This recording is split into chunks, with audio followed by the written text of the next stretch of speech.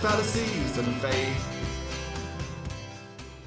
Hello and welcome to another episode of my Theistic Pearls of Wisdom series, where I choose posts and comments from Facebook discussion groups and comment on them from an atheistic, naturalistic, and obviously my personal perspective. The pearl of today is again one of those that make one wonder, is this only a troll post or is this real? If it is real, how does this person manage to get through daily life without hurting themselves all the time? Let me read it to you. Atheists ask about the evidence of God. While God has said, "Believe in me," without seeing, hearing, or understanding me. Although you can communicate with him closely, there is an authentic witness as a man who converted to Islam.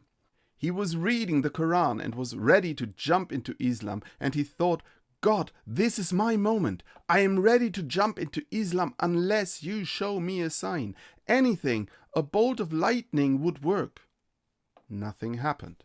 A few seconds later, he read the next verse, and this was the verse. "Those of you who ask for signs, have we not shown you enough already? Look at the stars, look at the sun, look at water. These are the signs for people of knowledge." Atheists are asking for evidence for God. It might appear like that to the believer, but I do not think that is actually true. I at least am active in these discussion groups long enough to be aware that there is no good, no new, and definitely no sufficient evidence to be had.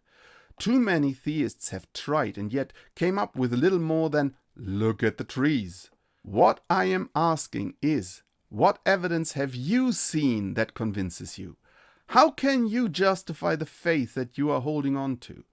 To reduce this to "atheists are always asking for evidence for God" is just a straw man. While God has said, "Believe in me," without seeing, hearing, or understanding me. Seriously? If God has said that to someone, someone must have heard and understood it. Since we have this line, supposedly directly from a God, this God has revealed itself to at least one person. Why then are all others expected to believe based on the claims of that person alone, or maybe at best several persons? But aside from the self-contradicting nature of the statement, it is just an unreasonable demand, because a God that cannot be seen, heard, or understood, or detected in any other way is indistinguishable from a God that does not exist. It would be completely irrational to believe such a being exists, even if it actually would. In any way, it is easy to say, all right, like in this case, God said, and then tell everybody that they should unquestioningly believe. Although you can communicate with him closely, not only does that contradict the statement from before, that one should believe without hearing or understanding, but it seems a lot like the poster has a very different understanding of what communicating actually means than how it is generally understood. That becomes clear in the little anecdote that he presents now about a person who wanted to convert to Islam. Not that it really would make the story more convincing, but if the poster would at least give us a name and maybe some other information about who in this story is just some generic no-name person, it would at least ring a little more true and would not be so easily dismissed as just pure invention.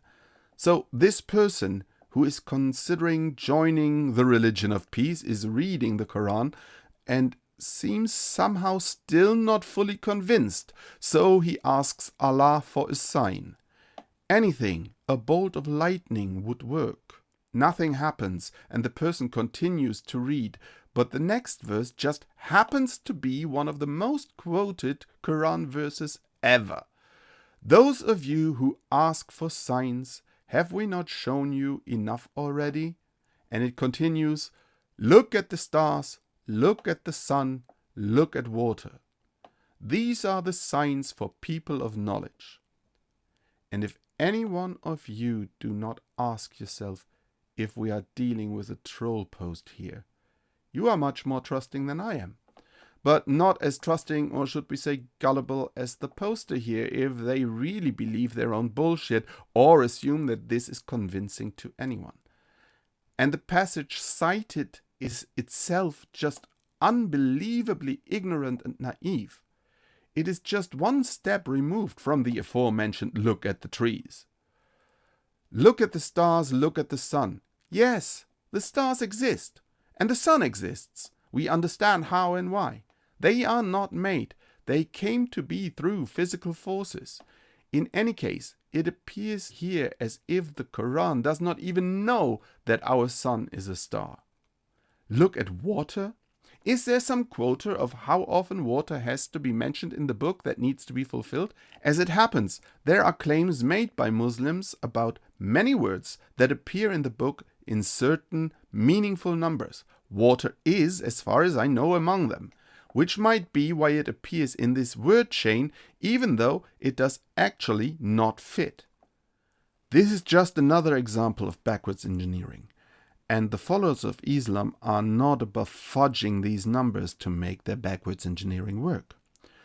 Because they obviously are quite certain that no one will fact-check them, and if someone tries, there is always the excuse that they were working from a translation and not the original Arabic text. That is all I have to say about this particular Pearl of Wisdom, because what else is there to say? If this was not a troll, one has to wonder, why do these people not feel any embarrassment when they post such drivel?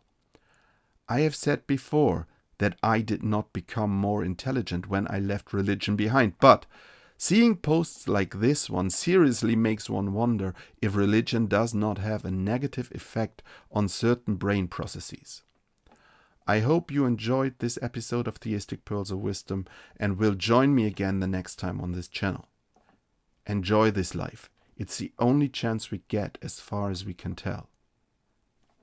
Goodbye and see you soon. I heard it all before. Is that all you have in store? Is there really nothing more than just fallacies and faith?